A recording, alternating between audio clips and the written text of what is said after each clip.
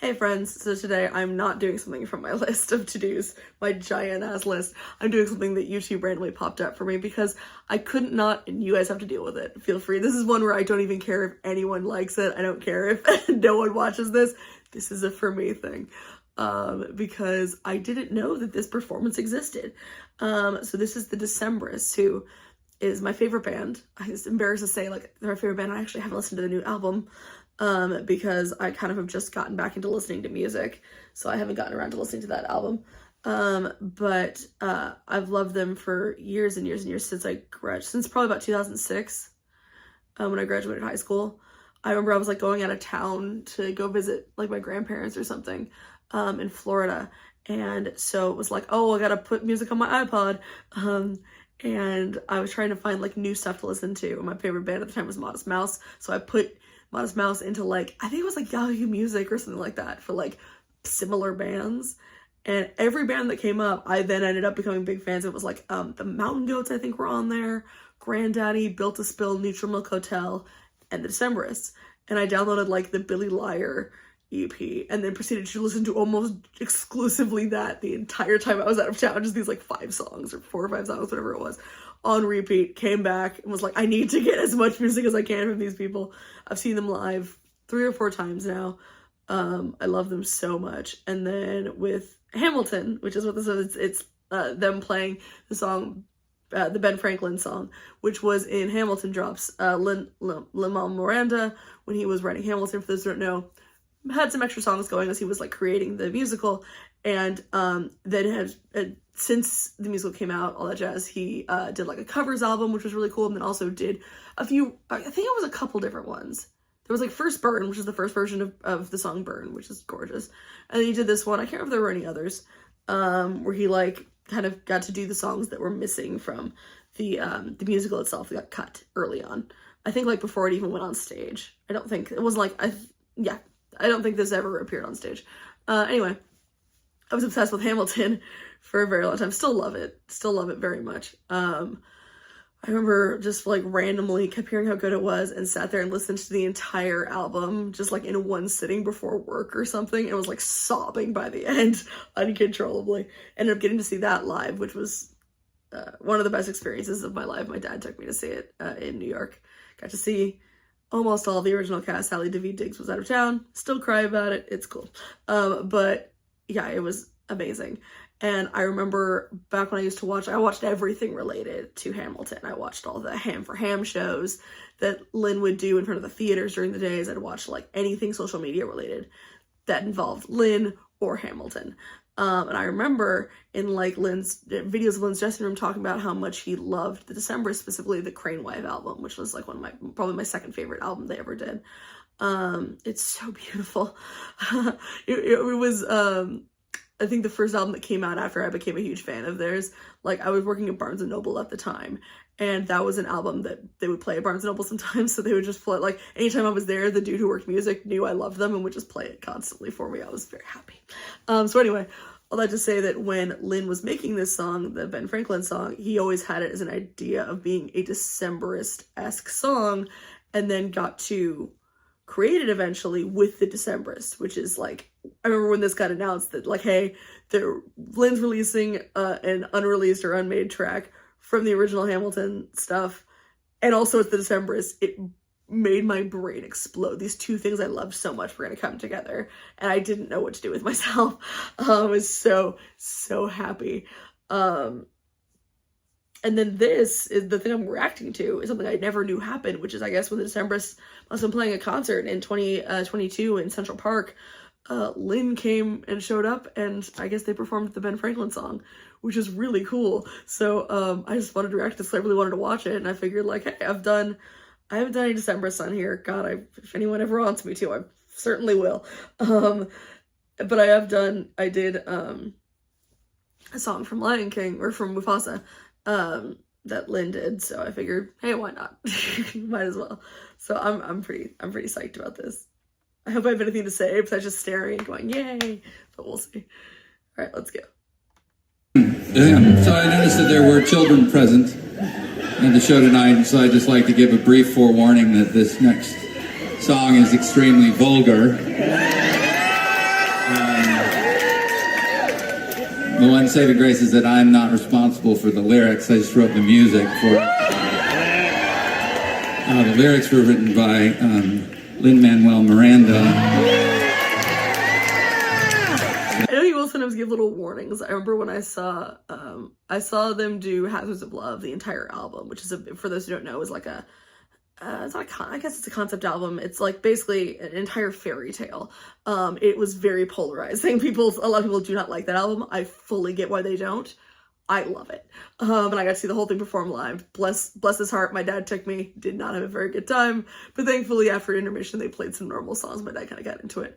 But I saw them perform that, but then they've also performed songs from that album in other concerts I've been to. Whenever they're about to play the Rake song, which is the villain song from the, or one of the couple of villain songs from that album, that's really just like horrific about a guy killing his children. He's always just like, kind of warns that it might be gross. Then when everyone gets excited during the song, he's like, he judges you. He's like, you're all monsters. But it's such a catchy song. I love the Rake song.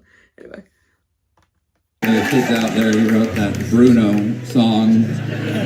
So I think he gets a pass on this one. Around in context.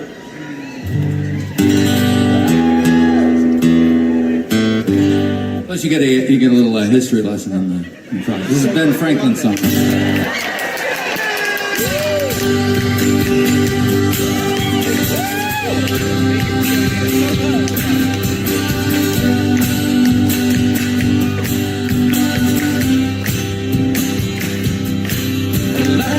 Yeah, you can all thank me. Took some lightning, a kite, and a fat brass cake. And they're putting out streetlights in gay parade. You're welcome from our young nation.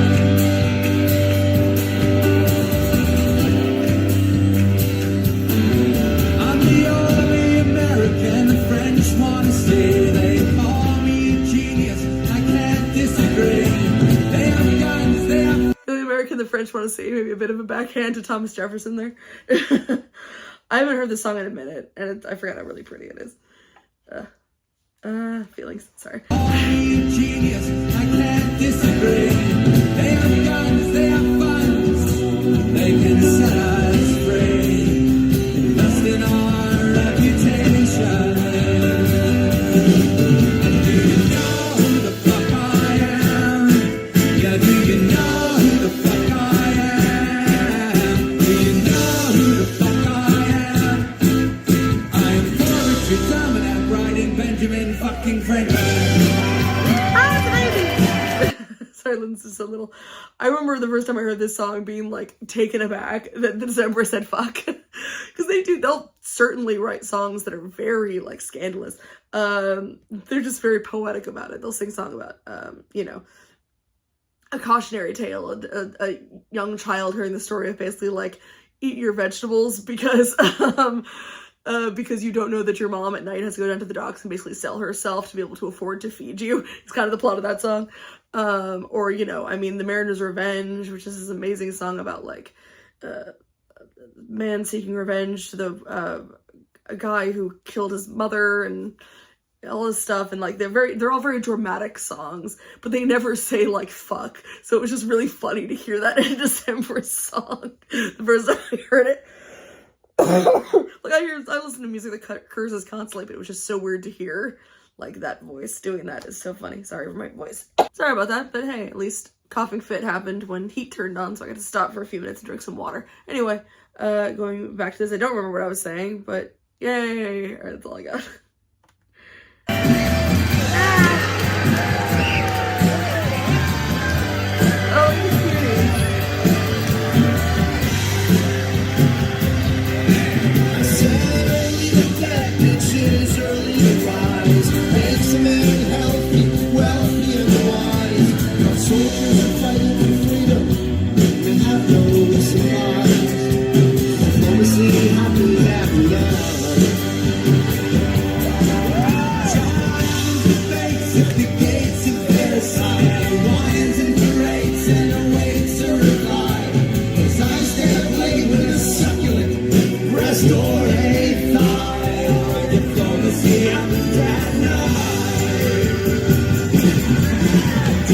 what's really funny, first of all, they look adorable, and I'm having a lot of emotions right now. I think it's hilarious. Like, I am extremely not a history expert, and if I'm going to be an expert in any, wouldn't be an expert in any history. But my friends and I always joke, especially within our group, and I feel like it's anyone, that like everyone has their certain time of their section of history they know the most about. This ain't mine. So, but I do think it's funny that from everything I've heard, historians can't seem to decide, like, the wide chasm of like what people believed Franklin was up to when it came to diplomacy happens at night. There are some who believe that like he had a wife and he was always faithful, and then the other end of that spectrum is he was in a sex cult. just so very far from that first plot. He had crazy sex parties and was in a crazy sex cult, or at the very least visited one, the Hellfire Club. But I just think that's really, really funny that like people can't seem to decide either he was just a good family man, he didn't have sex with anyone else except his wife, or he was a complete just like had crazy sex parties. I just think that's very funny. Do you know who the fuck I am? Yeah, do you know who the fuck I am? Do you know who the fuck I am? I am 76 and I'll still kick your ass, fucking Franklin.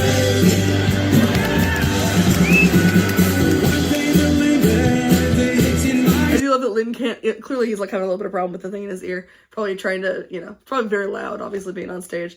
But I just think it's hilarious. He can't help himself. He's always got that little bouncy energy to him, and still kind of like acting, performing. Is very cute.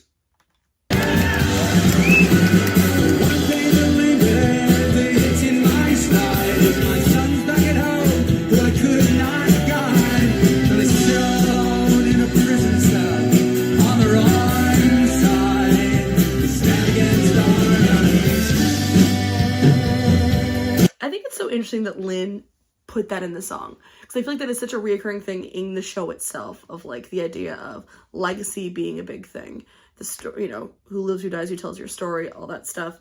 But also about like the generations, even though we meet one of Hamilton's children. He had many, and we get mentions of Theodosia. We never see her on stage, but that like, even if this was a character, I don't know how much we would have seen of Franklin. Probably not too much, I imagine.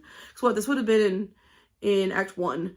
Who knows where exactly? Who knows? Maybe he thought of it like way before he had real structure to the show. So I don't know if this was just kind of a one-off song of like, hey, what's Franklin up to, as opposed to like actually making him a real character. But that still, he added something about the idea of a father and a child. And in this case, his children, who I know at least one of, I don't know if it was more than one of his children. No, at the very least one was a loyalist and did end up in jail for being very much on the side of England. And as much as Franklin tried to kind of convince him that, hey, maybe that's not the way to go, they were very much against the revolution. And I think ended up eventually moving to England after they were released from prison after the Revolutionary War. But yeah, no, it's interesting that he puts that. That's been kind of like a recurring theme in the show, which I really like. Yeah, that's all. I don't know what I'm talking about.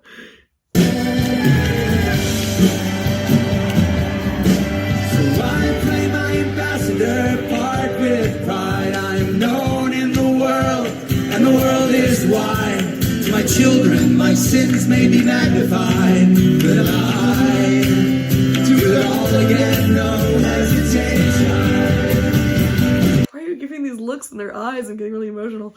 Yeah, there's that recurring thing of the looking at your life and your choices when it comes to the world being wide, and how like it's the idea that all of these people involved at this time somehow could have knowledge of exactly how important all of their choices were going to be. This is a very hard thing to talk about right now, what's going on in my country, that I just not going to think about at this particular moment. But we're just going to go with pretending like this is a show and not anything else. The idea that all these choices they're making do have these like lasting consequences and lasting impacts. The whole thing of like still thinking about his children, you know, his sins will be magnified, which I think is something similar that is in Washington's speech, which I can't remember because I haven't seen Hamilton in a hot minute, or listened to it in a minute, but I think there's something like that in there, the idea of kind of not maybe being able to see everything that he's done wrong. He's sure that there's things he could have done better that his children will see, but that he would make all this, he would do it all again immediately. I kind of probably more, if he would have been a reoccurring character in the show, you can imagine that he would be sort of the version of Hamilton that's a bit more together, a bit less, like, still very passionate, but not as impulsive, maybe. I feel like people have things against Lin, and I don't quite understand what they are. Some of them seems to just be because he's, like, dorky. But I just think there's something really beautiful watching someone who is so passionate about what they love and what they create. And just look at his face. He just, like, feels everything so strongly, and I think that's beautiful. And, like, I both relate to it and also am envious of it in some way, to be able to just have all these emotions and show just wear your heart on your sleeves about, like, I care about this, and I don't care if I'm mocked for it. I love it. It's really beautiful, and I don't know why people are dicks. If there is some hidden reason people don't like Lin, I don't know what it is. I mean, if people seem to like him, don't like him, and then he comes out with something new, and they're like, never mind, wait, he's great, and they don't like him again. So he just has a lot of feelings. Leave him alone. Do it all again, no hesitation.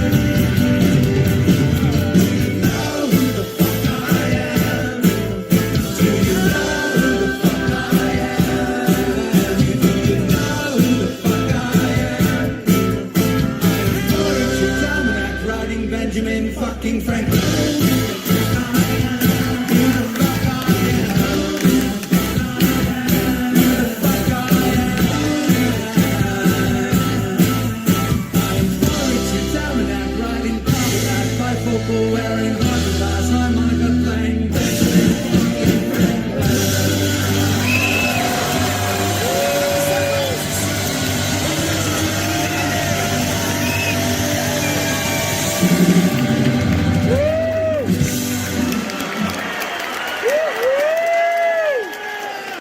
So cute.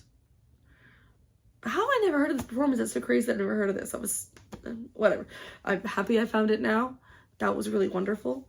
If you're a fan of Hamilton and you find this and somehow you don't know the Decemberists, go watch them. go look them up. I was about to say what a recommendation would be, but then I paused and really thought about it. What is the album to start with? Just for funsies. I'm gonna look that up.